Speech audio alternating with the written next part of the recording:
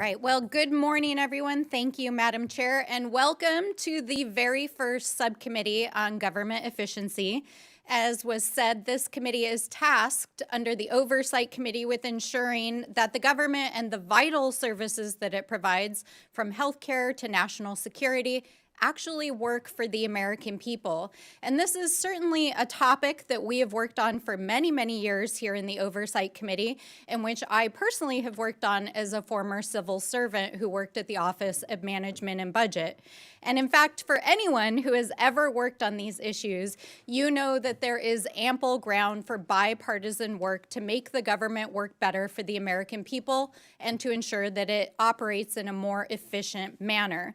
And in fact, all of us here on the Democratic side are ready to roll up our sleeves and to get to work.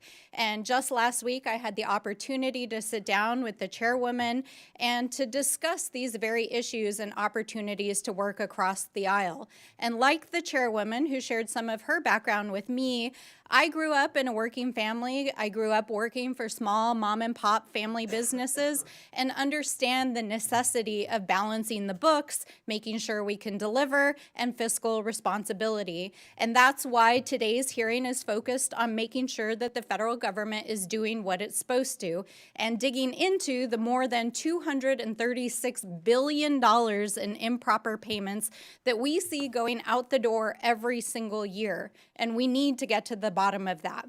And we need to make sure that we're putting into place rigorous oversight and controls to prevent fraud and abuse, and of course, to go after bad actors.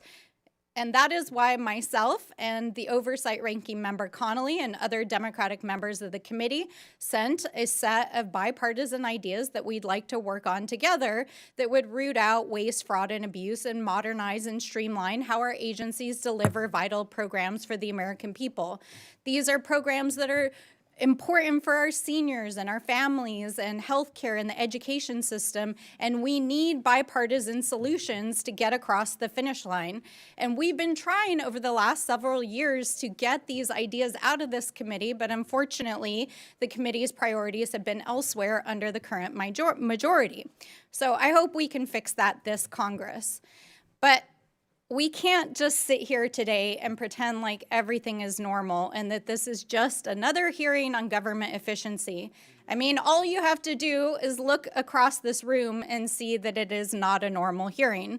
Because while we're sitting here, Donald Trump and Elon Musk are recklessly and illegally dismantling the federal government, shuttering federal agencies, firing federal workers, withholding funds vital to the safety and well-being of our communities, and hacking our sensitive data systems.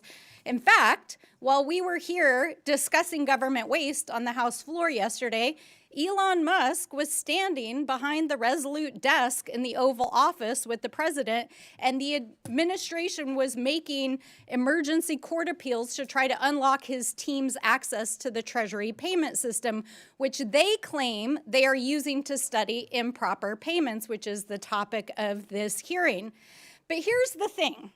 The Treasury payment system, which includes Social Security information and bank accounts for millions of Americans and data that's critical to national security and the operation of the U.S. government, and payments that go out the door annually equal to almost a fifth of the U.S. economy, is not where the payment decisions are made, because that happens inside the agencies that are currently being dismantled.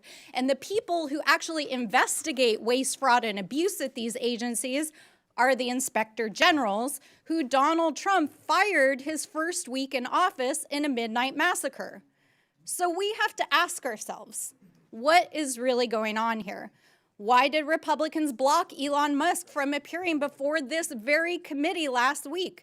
Why is the administration so eager to allow Elon Musk and his hackers to have access to proprietary and private information in the Treasury payment systems? Why are our colleagues across the aisle shielding them as they are clearly breaking the law? And why is the vice president trying to rewrite the U.S. Constitution by tweet and undermine the judiciary? So obviously, we're in the Oversight Committee and we have a lot of questions, and so do the American people. especially while our colleagues across the aisle are trying to scoop up the savings from the dismantling of these agencies to pay for the largest permanent tax break in American history for billionaires and the folks that they're helping on their side of the aisle. So let me close by saying this directly to Mr. Elon Musk.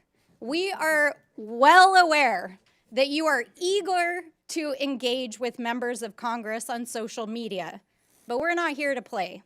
If you have serious desire to engage in democracy and transparency, we welcome you to the Oversight Committee. Come and testify in front of the American people under oath, because we want to know what you're up to.